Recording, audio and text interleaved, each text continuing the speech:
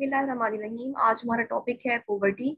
ये complete topic urbanization and poverty के name से है। अर्बनाइजेशन का टॉपिक हम पहले पढ़ चुके हैं। आज उससे नेक्स्ट टास्क है हमारा, हमने पॉवर्टी को स्टडी करना है।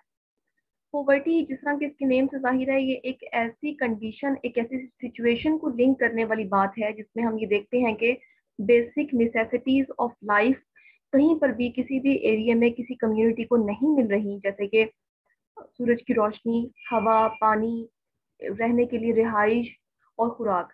इन चीज़ों में से किसी भी चीज़ की कमी अगर हम ऑब्जर्व करते हैं तो हम उस कम्युनिटी को, उस जगह को, वहाँ के लोगों को कहते हैं कि ये पॉवर्टी लिंक करने वाली सिचुएशन है।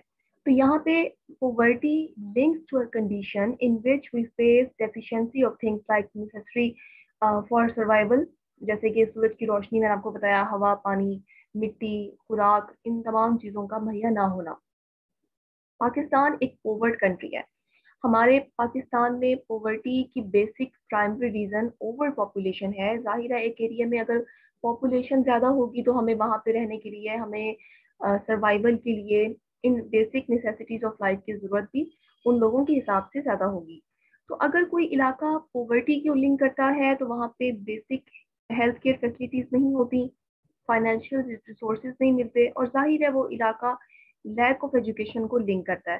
तो ये तीन बातें अगर हम ऑब्जर्व करते हैं तो हम कहते हैं कि वो कम्युनिटी पॉवर्टी में या पुअर कम्युनिटी है जो लाइक कर रही है। पॉवर्टी के इम्पैक्ट्स हैं। पुअर कम्युनिटी, सबसे पहली बात तो ये होगी कि कोई भी इलाका जहाँ पे ये बेसिक चीज़ें ही नहीं है, वहाँ पे एजुकेशन कैसे आ सकती है। अगर हमें नॉलेज ही नहीं है कि हमारे इर्द गिर्द मौजूद चीज़ें, जैसे कि नेचुरल रिसोर्सेज, बहुत सारे कुदरती ज़राए हैं, हमने उनका इस्तेमाल कैसे करना है, हमने अपने इन्वायरमेंट को कैसे क्लीन करना है, कैसे हमने साफ सुथरा रखना है अपने एरिया को, तो हमें इन तमाम चीज़ों के लिए नॉलेज की ज़रूरत पड़ेगी, जो अगर कोई कम्युनिटी पुअर है तो उनके पास नहीं होगा।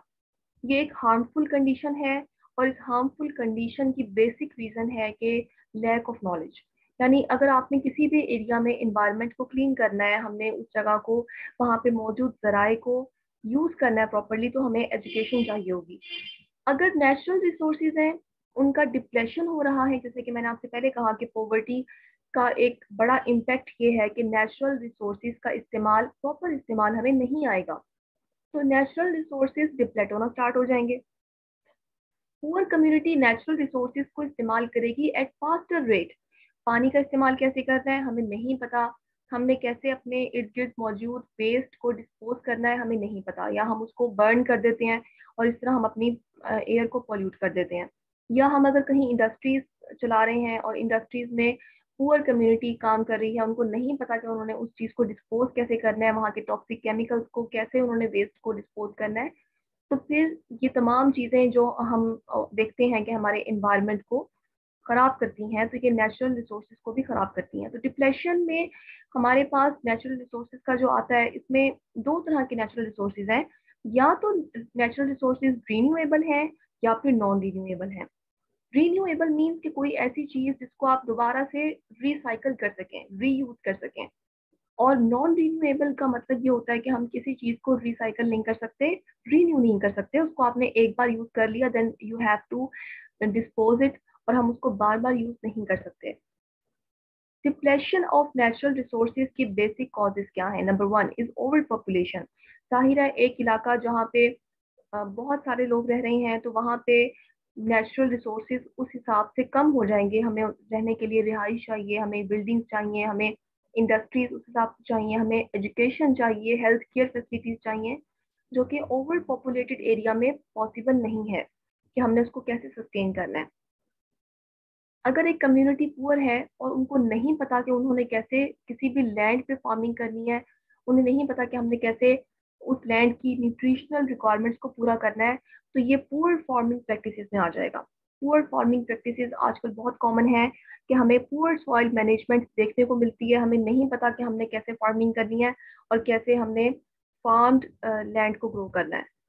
पोल्यूशन, जैसे कि हमने पहले डिस्कस किया कि अगर हम किसी भी एरिया में कोई कम्युनिटी देखते हैं कि उनको उनको नॉलेज नहीं है, उन्होंने कैसे यूज करना है किसी भी चीज को और कैसे डिस्पोज करना है, तो जिस तरह हम देखते हैं आजकल के कहीं भी वेस्ट अगर पड़ा है तो उसका लास्ट सोल्यूशन हमें ये नजर आता है कि हम उसको बर्न कर दें, उसको हम स्मोक में कन्वर्ट कर दें, जो कि बहुत डेंजरस है कि हमने उसको स्मोक में कन्वर्ट कर दिया। अब वो स्मोक हमारे मौजूद इर्द गिर्द में पता नहीं कब तक लास्ट करता है, तो वो हमारी एयर पॉल्यूशन को लिंक करता है। इसी तरह से हमें नहीं पता कि हमने इंडस्ट्रीज का वेस्ट कैसे डिस्पोज करना है, हम उसको मिट्टी में डिस्पोज कर देते हैं या फिर हम लेक्स में कहीं साफ पानी में उसको डिस्पोज कर देते हैं, उन टॉक्सिक केमिकल्स को जो पानी में जाके जानदारों के लिए नुकसानदेह हैं।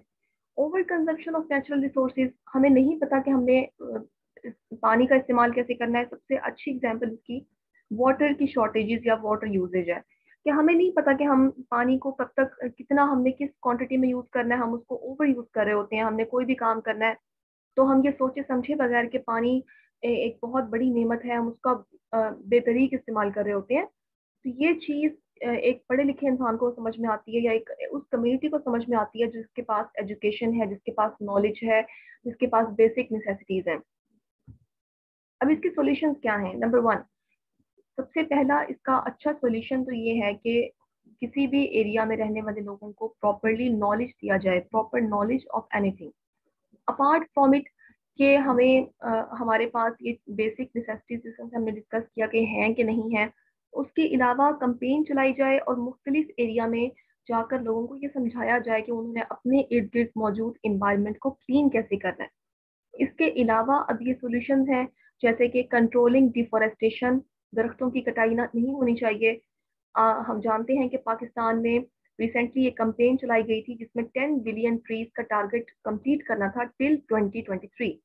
अब तक केपीके गवर्नमेंट ने 10 मिलियन ट्री टारगेट को अचीव कर लिया है और ये बहुत अच्छी बात है कि फॉरेस्टेशन यूं यूं दरख्तों की मौजूदगी हमारे मुल्क में ज्यादा होगी, हमारी इन्वायरमेंट खुद ब खुद क्लीन होगी क्योंकि प्लांट्स एक नेचुरल प्रोसेस के जरिए इन्वायरमेंट को क्लीन करते हैं, एयर को क्लीन करते हैं। तो ये क्लीनलीनेस के लिए सबसे नंबर 1 पे कंट्रोलिंग डिफॉरेस्टेशन के हमें दरख्तों की कटाई को रोकना चाहिए। Number 2, reducing oil mineral and material consumption. कोई भी चीज आप इस्तेमाल कर रहे हैं उसकी कंजप्शन हमें लिमिटेड करनी होगी in industries as well as in home. हमें कहीं पर भी हम कोई भी चीज इस्तेमाल कर रहे हैं, कोई भी मटेरियल है, उसको ओवर यूज ना करें, उसको देख के इस्तेमाल करें कि अगर वो चीज डिप्लेट हो रही है तो वो ऑयल्स, वो मिनरल्स, उनका डिप्लेशन खतरनाक हो सकता है। Exploration and use of renewable sources of energy, यानी हमें बजाय इसके कि हम उस चीज की तरफ जाएं जो नॉन रिन्यूएबल है, क्यों ना हम एक रिसाइकल करके एक चीज को ही इस्तेमाल करें जो हमारे इर्द गिर्द मौजूद हो। सबसे अच्छी एग्जांपल इसकी ये है कि अगर हमने एनर्जी प्रोड्यूस करनी है, एनर्जी के लिए हम फॉसिल फ्यूल्स यूज करते हैं। फॉसिल फ्यूल्स ना सिर्फ हमारी इन्वायरमेंट के लिए खतरनाक हैं, हमारी इन्वायरमेंट को पोल्यूट करते हैं, क्लाइमेट चेंज कर देते हैं, ग्लोबल वार्मिंग कॉज करते हैं। तो इसके बजाय क्यों ना हम सोलर एनर्जी या विंड पावर के जरिए एनर्जी प्रोड्यूस करें। ये इसका बेस्ट एंड ऑल्टरनेटिव वे है कि हम सोलर एनर्जी को यूज करें जो कि रीन्यूएबल है, हम उसको रिन्यू कर सकते हैं। हम जिस एरिया में रहते हैं वहाँ पे सोलर एनर्जी या विंड पावर बहुत ज़्यादा है। तो ये इसके कुछ सोल्यूशंस हैं जो कि हम ऑब्जर्व कर सकते हैं।